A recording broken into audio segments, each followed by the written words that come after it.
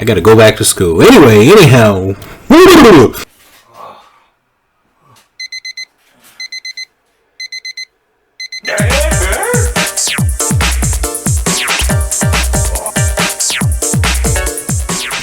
Welcome back to Underrated Movies. I'm your guy, I'm your man, Mr. Alton Henry. Today I'd like to talk to you of another film that I believe is severely underrated, which didn't really have a good reception when it came out.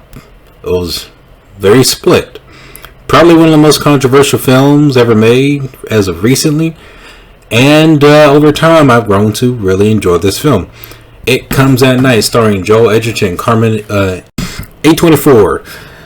Psychological horror drama about set in a post-apocalyptic event where a family is trying to survive a pandemic. Ooh. Soon they meet another family and they try to be cool, but then things start to tension where somebody gets sick.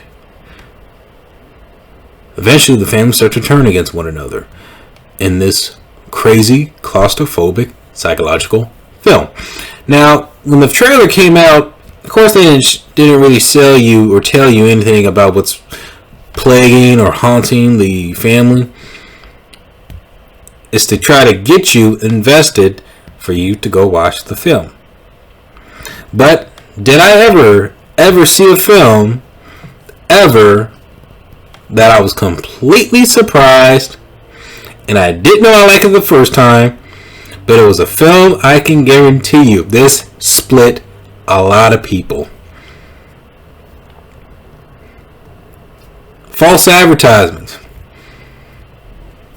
But this film is surprisingly really good. I gotta be honest, when I watched it the first time, I wasn't sure if I liked it, but then I couldn't stop thinking about it. It's one of those films where when you watch it, yet you couldn't stop thinking about it. It was just weird. Joel Edgerton plays a father who's, hell-bent on trying to protect his family on any possible way. And, tries to get everybody to kind of follow the rules. His son, played by Kevin Harrison Jr., becomes quite curious about, the outside world, tries to, be a little bit more, I guess, adjusting to the whole dilemma, the routine that they have to go through in order to survive. He's more of the highlight of the movie. It's kind of centered around him through his perspective. Then you see this other family come in, and then they try to establish an establishment to follow and hopefully not to really compromise. But when there's a dog and a dog dies, and then when somebody opens their front door unannounced at night, tensions start to rise between the family. This is probably the most intense, well acted horror films that I've seen. It's one of those horror films that it's like one of the first horror films that I've noticed that it's all about the actors, the performances, and also so far this was probably my favorite Joel Edgerton film, just because I think he really takes charge in this film, and this role really kind of stood out to me that I really liked him in, and what also that I was really surprised with it was the experimentation that this film does. The ratio framing changes a lot in the film. I don't know what ratio, but it changes a lot, especially when it comes to dream sequences, where it kind of tells you that there's a dream sequence happening, and these dream sequences are foreshadowing. There's a lot of foreshadowing what could happen in the film. When I watched it, I couldn't even expect. Was completely surprised how this film concluded. It's a horror film that subverts all expectations. It has some traits of a horror film, but then it subverts your expectations of going into a horror film. And I'm gonna just say it. It's one of those zombie films where you don't really see the monster. Spoiler. Sorry, the movie's been out for like 6 years now.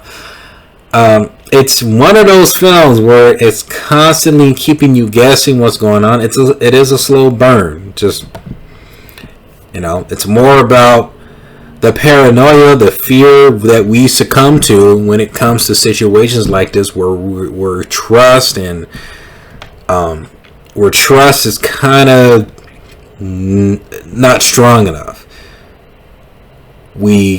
Our imaginations run wild, or we get paranoid, we become over cautious, and next thing you know, disaster. This is a big metaphor of human self-destruction, that we get ideas into our minds, and we sabotage ourselves when it comes to protecting, or becomes to just fighting back, retaliation.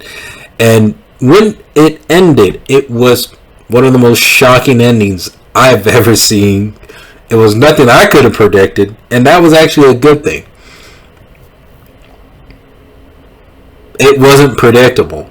It kept you guessing, and that's what I really, really respect out of the film. And it just kept me thinking, like, okay, this was different. Why did the filmmaker choose to tell the story the way that he did? Why didn't it follow other conventional horror films?